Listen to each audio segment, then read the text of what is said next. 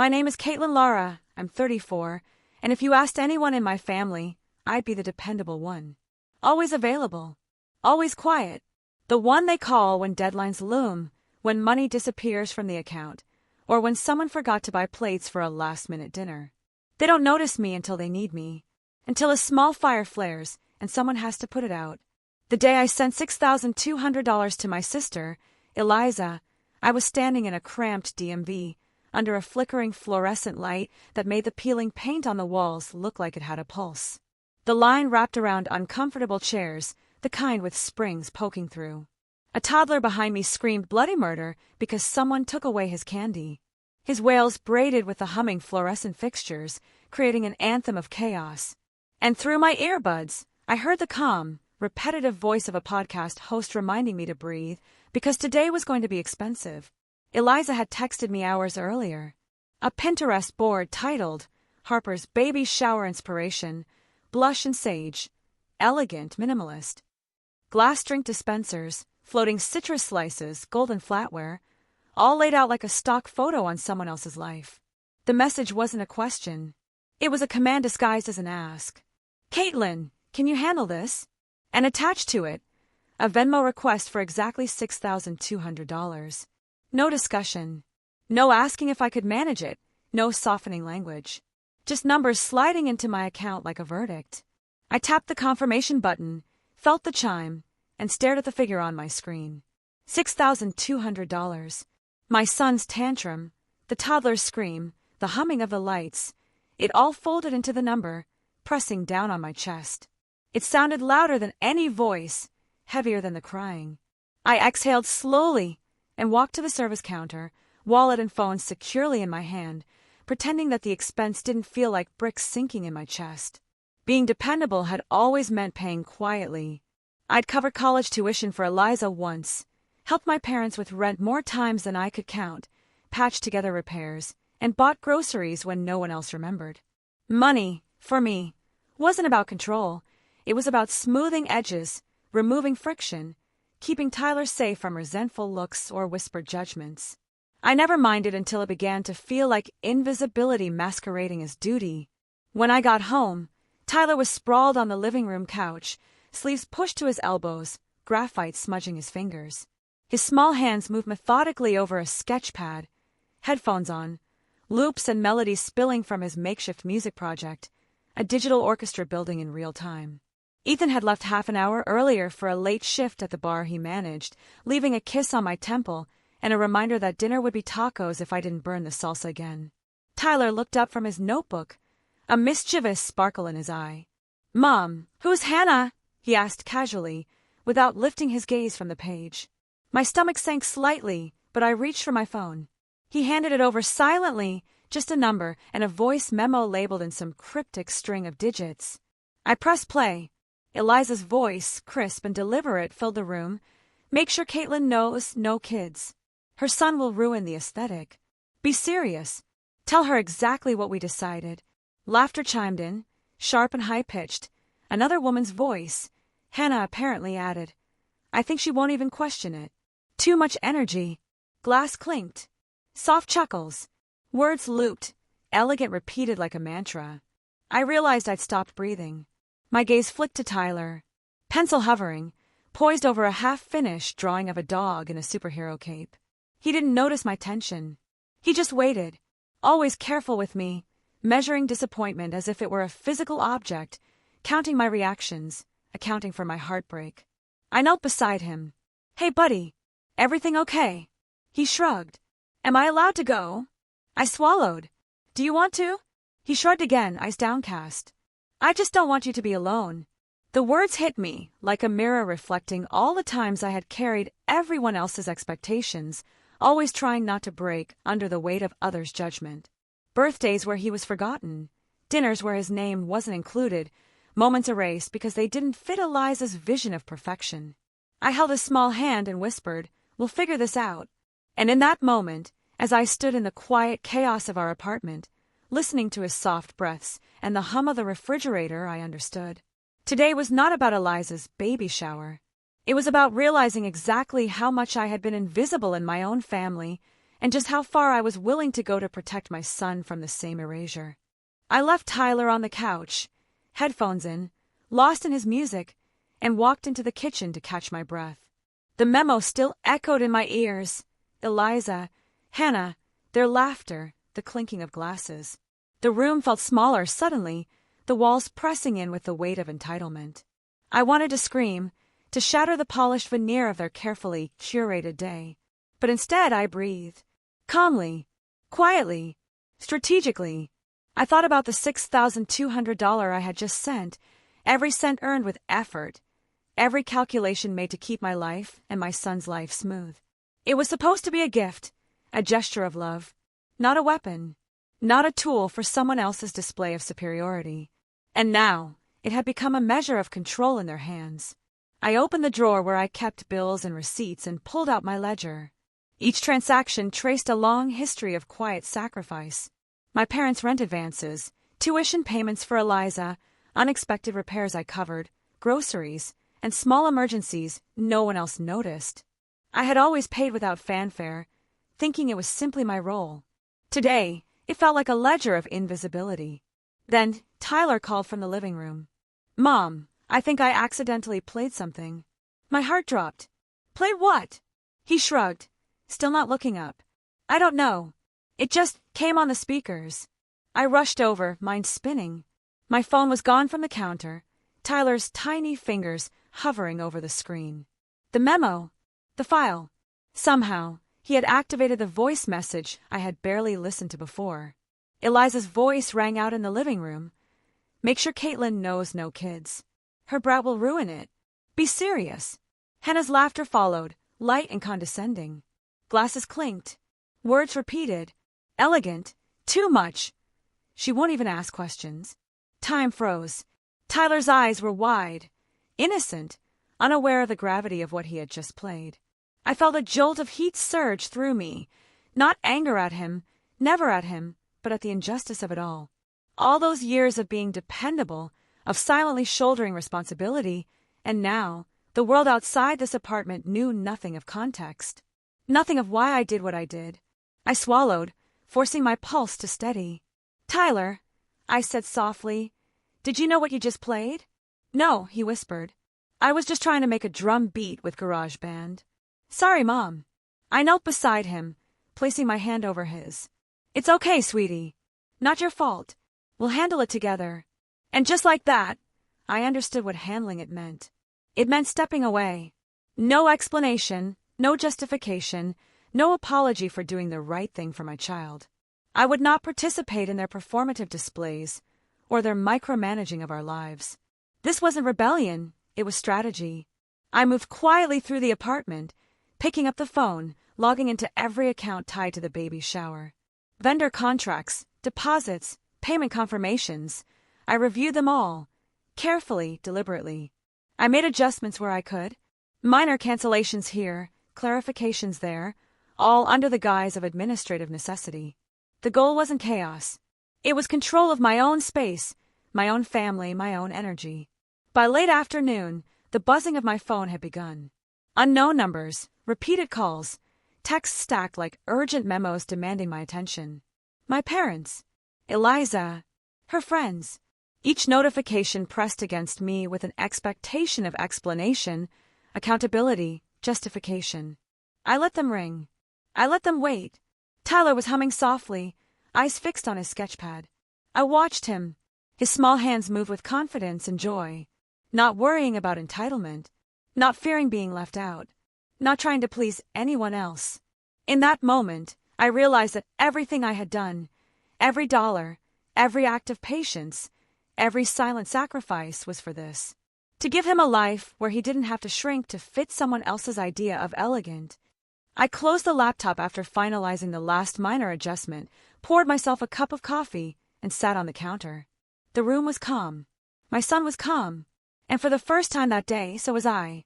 The storm of entitlement and expectation raged somewhere far beyond the walls of our apartment, but here, in the small space, I had created a quiet kingdom of my own making. And that was the beginning of understanding that some fires, no matter how bright, were meant to be watched from a safe distance, not extinguished at the cost of your own family. The next morning, the phone was relentless. Voicemails stacked like plates in a sink. Texts from Eliza demanding explanations. Calls from my mother, careful and controlled, hinting at disappointment. Even my father chimed in, gently trying to nudge me back into the role I had always played, quiet, accommodating, endlessly dependable. I didn't answer. Instead, I poured myself a cup of coffee, listening to Tyler's laughter drifting from the living room, his sketchpad open in front of him. He had added a cape to his superhero dog overnight, a constellation of stars drawn around its paws. He didn't care about baby showers, money, or family drama. For the first time, I felt what freedom might look like. Sitting at the counter, I opened the email from the catering company, confirming the payment I had made. The garden brunch, the floral arrangements, the glass dispensers, the gold-rimmed plates, everything lined up like a parade I had orchestrated but would never attend. I traced each payment with my finger, a quiet ritual of acknowledgement. $6,200. Every line, every penny, had been mine to give, and now I realized it had also been mine to retract. I picked up the phone and made a single, deliberate adjustment to the vendor contracts. A cancellation here, a transfer there, ensuring the event could proceed only with proper legal clarity, removing my name entirely. The power I had quietly given away for years felt different now. Controlled. Intentional. Tyler peeked around the corner, curiosity written across his face. "Everything okay?" he asked softly. "Yes, sweetie," I said. "Everything's fine." He nodded and returned to his sketches. In that small gesture, his trust, his calm, I found affirmation. I wasn't being reckless. I wasn't being dramatic. I was finally prioritizing our family over the performative expectations of others. By mid-afternoon, the first direct pushback arrived. Eliza called. Her voice was sharp, rehearsed, accusatory. "Caitlin, you can't just—" "I can," I interrupted quietly, calmly. "I've managed my obligations. You've managed yours. This is where our paths diverge." There was a pause. Then the familiar pitch of disbelief, the sort that you only get when someone realizes their influence is slipping. "You don't understand," she said. "This isn't about you. It's about the baby shower, the aesthetics, the plans we've all worked on." "And that's fine," I replied. "I trust you to handle it. I won't be part of it anymore. Tyler and I won't attend, because I won't allow him to be used as a prop in someone else's performance." The line went silent. I put the phone down and breathed. For the first time, no trembling in my hands. No fear. No guilt. Just clarity. I opened the family account and traced the contributions I had made over the years, quietly moving them into a separate account under my name, just for Tyler and me. One click. Gone. A clean break. I then tackled the shared phone plan, the one I had been quietly paying for over half the year. Within minutes, I had created a new plan for Tyler and me. New numbers. New devices. Complete control. By the evening, the calls, texts, and messages had multiplied into a flood, but I ignored them.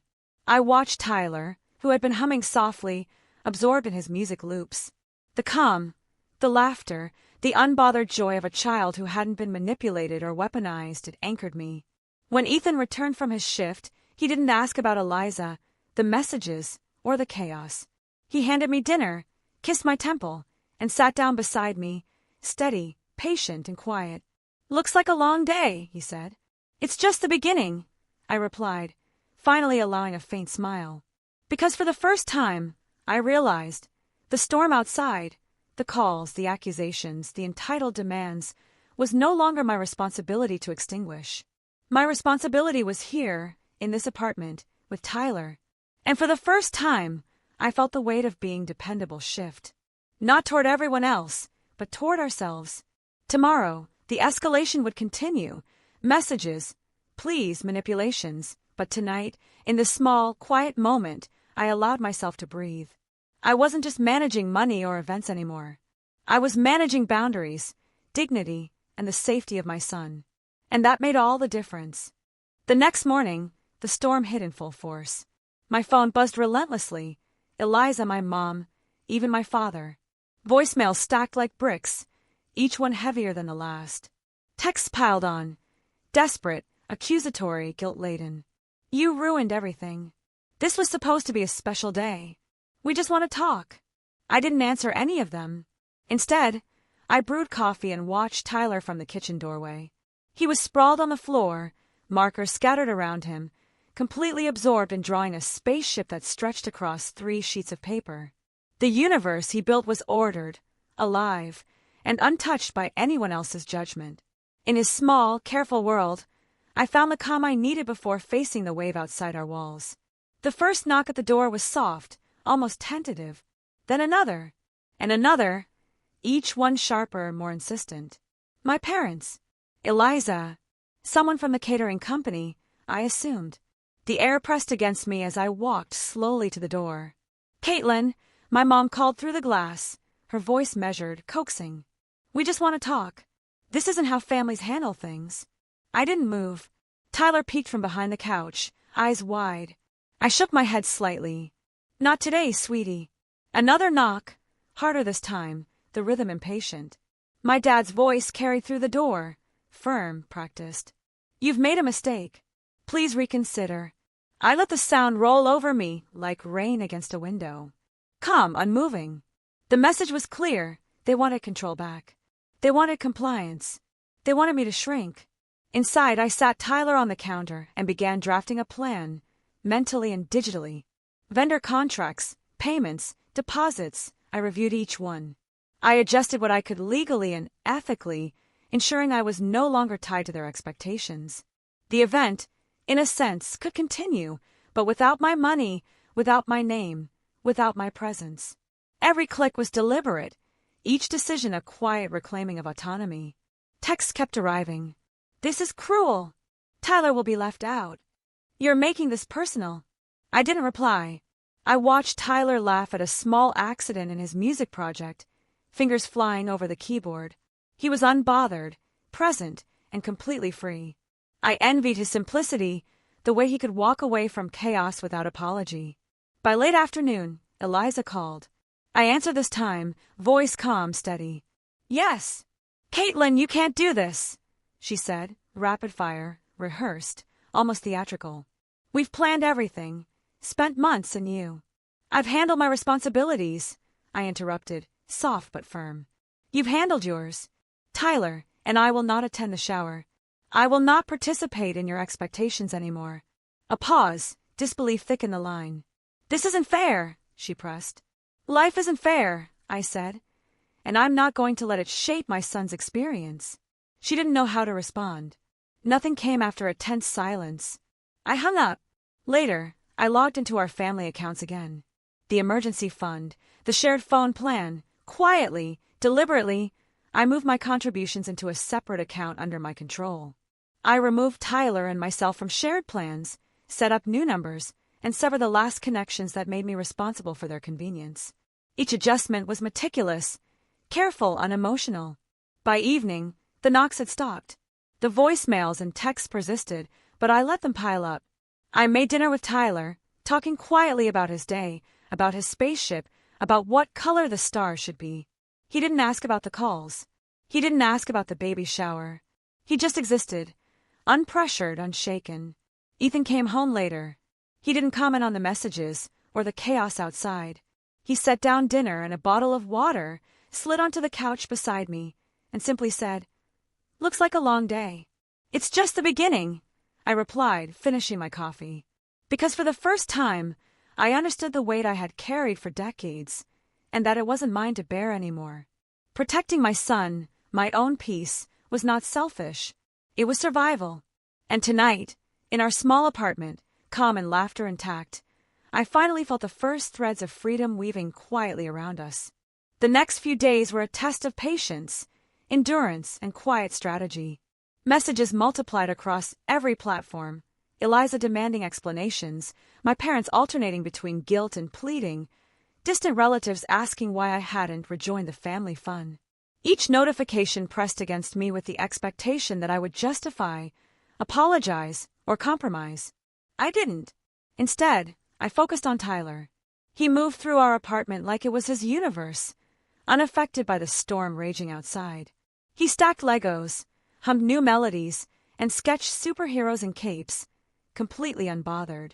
Observing him, I realized something crucial. Protecting him required more than words. It required action. By midweek, Eliza escalated. She called multiple times, leaving messages that ranged from frantic to performative.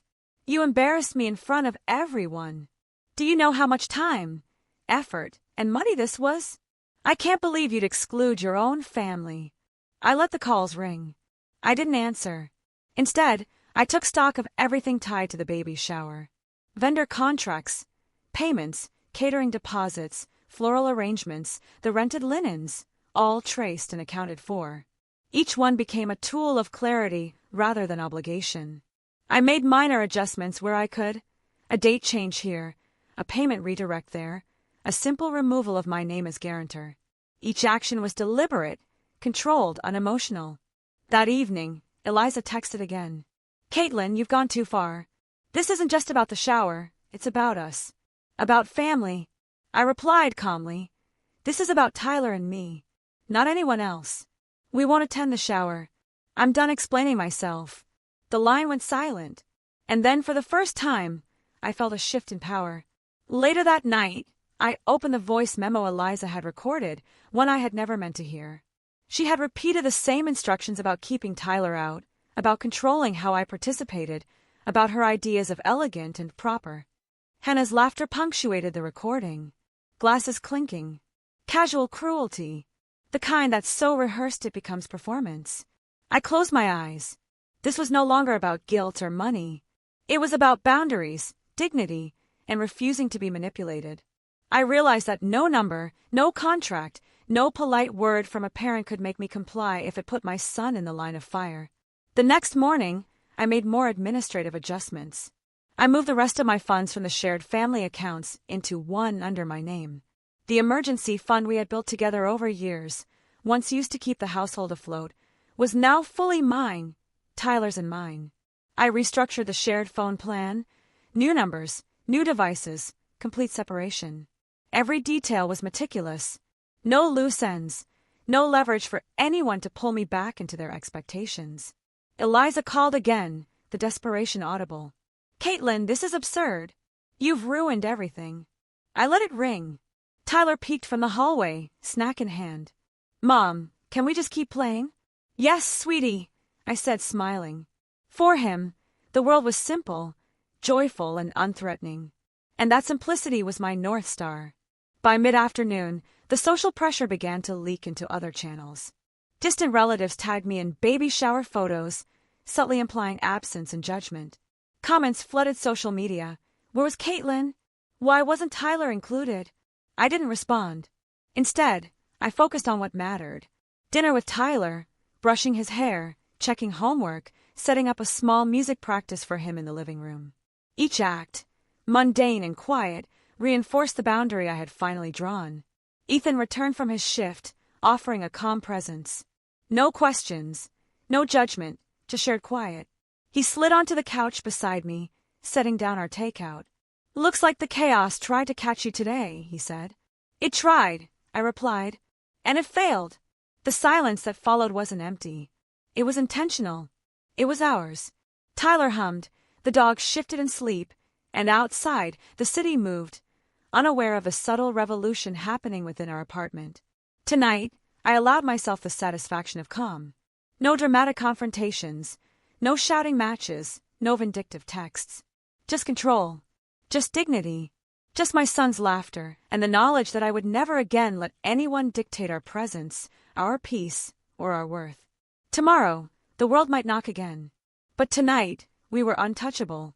The quiet settled over the apartment like sunlight through a winter window.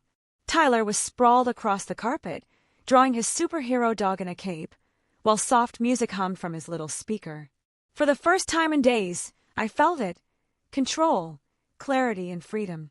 Not the fleeting kind, the kind that vanishes when someone else decides to remind you of your duties. This was solid earned. Messages from Eliza slowed to a trickle. My parents tried sporadic guilt in carefully worded texts. "We just want to make peace." It wasn't personal. I didn't reply. I didn't need to. The boundaries I had set were not negotiable. Tyler's peace, our daily calm, was worth far more than appeasing anyone's fragile ego. A week later, an envelope arrived from my mother. I unfolded it cautiously. Inside was a pastel invitation embossed in gold. "Welcome, Harper, private family brunch." The words were carefully chosen, polite, formal, deliberately omitting Tyler. My chest tightened, but I let it. I didn't need to respond. Not yet. Tyler found the envelope on the counter later, holding it gingerly. "Am I allowed to go?" he asked softly, eyes wide with curiosity. I smiled faintly, brushing back a lock of his hair. "We'll see," I said. "We'll see if it's really a family-friendly event." That night, I made a quiet decision. No explanations, no negotiations, no reasoning with anyone. I opened my laptop and reviewed every single account, payment, and contract tied to Eliza's event. Deposits, catering, vendor arrangements, all traced and redirected. I moved my contributions to a separate account solely under my control. Every line item, every dollar, represented years of silent labor and sacrifice, now reclaimed and redirected to our own future. The following morning, Tyler and I left for a spontaneous trip. 2 hours north, the coast unfolded like a secret waiting for discovery. He hummed to himself in the car, unbothered, smiling at the world as we drove past towns and beaches that neither of us had visited.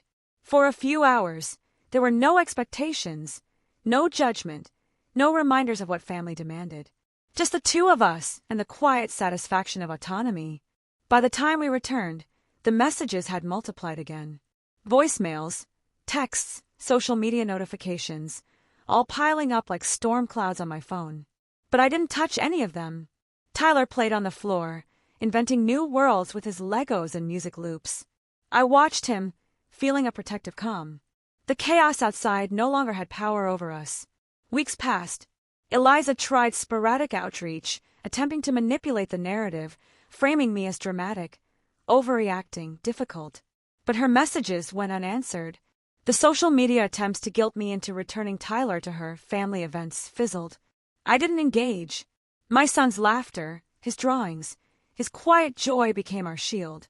Ethan remained a steady presence. He never tried to fix things, never demanded explanations. He simply existed beside me, offering companionship and support without judgment. Together, we created routines, dinners, evening walks, little rituals of normalcy that grounded us. One morning, months later, a new message came. My mother, trying one last time.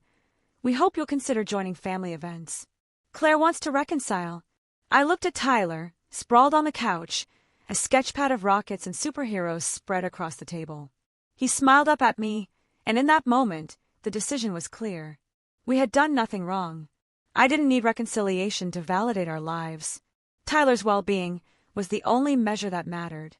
I drafted a final email to my parents and Eliza. Calm, professional, unambiguous. Tyler and I will no longer attend family gatherings. Do not contact us regarding events or expectations. We are building a life of respect and peace, and our boundaries must be honored. Caitlin. I pressed send, closed the laptop, and for the first time in years, I felt the weight lift entirely. That night, Tyler fell asleep with his superhero dog beside him. I stood at the window, looking out at the quiet streets, listening to the soft hum of the refrigerator and the distant city sounds. The phone remained silent. Freedom was quiet. I finally understood. It wasn't about winning, proving a point, or making someone else see the truth. It was about creating a life where my son and I could thrive, where respect was mutual, and peace wasn't borrowed from anyone else's approval. And in that quiet night, I realized we had it. We were safe. We were free. We were finally our own family.